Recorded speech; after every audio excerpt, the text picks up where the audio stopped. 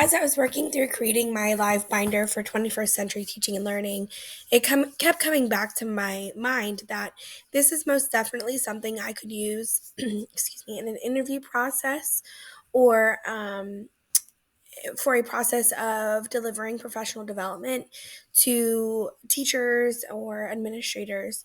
It's a very simple way to create content all in one location.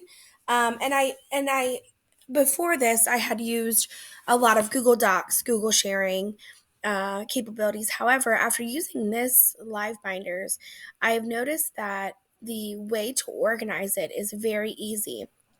I also think that Live Binders is something that I could use in my classroom for students to be able to find information. I'm currently teaching kindergarten. I think the way that I would use it in my kindergarten setting would be more for parents and families to find information on our classroom. However, definitely in older grades where students are able to manipulate better, they would be able to come here, find resources, read about information, and then use that. So I'm using this line binder to uh, enhance teaching and learning in 21st century technological skills. I start my live binder with a table of contents. I run through the 21st century teaching and learning self assessment as well as the self assessment reflection. Then I dive into diverse classroom learners and technology, my lunch and learn presentation, emerging trends in educational technology, legal and ethical issues, leadership for technology integration, and I finish with educational technology toolkit. The first tab I have is my educational 21st century teaching and learning um,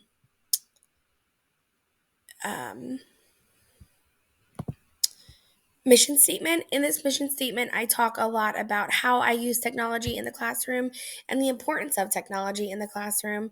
I also created the Wordle here with the numbers 21 to show you some of the most important words that stand out when we talk about 21st century technology in education.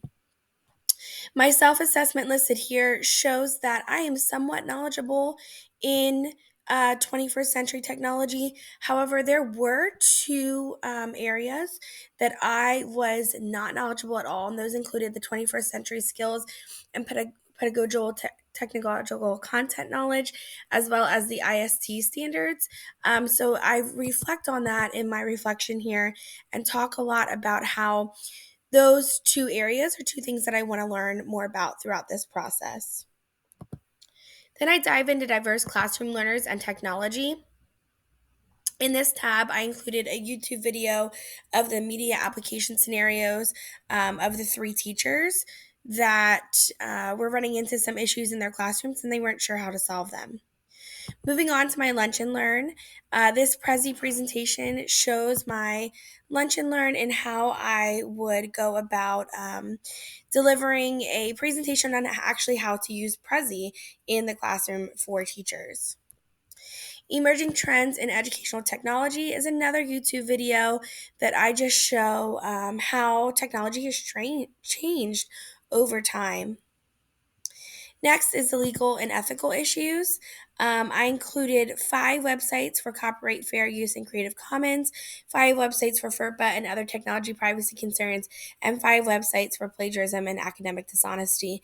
I then go in and talking about bridging the digital divide and how teachers need to be educated first on these 3 areas of concern, and then how teachers can take that back to their students.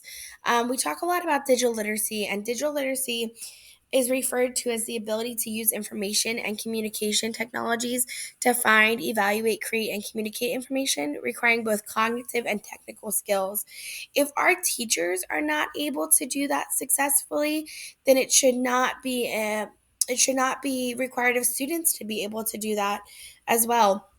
So teachers need ample training first in order to take those skills back to their students and apply them in their classrooms. Next is my leadership for technology integration. This is another Prezi that I talk about how we create change in organizations, examples of recognizing true technology integration, ways to provide community outreach, funding opportunities, increasing information and involvement of families, and of course, budgeting and funding for those technology integrations. Finally, I finished with my educational technology toolkit.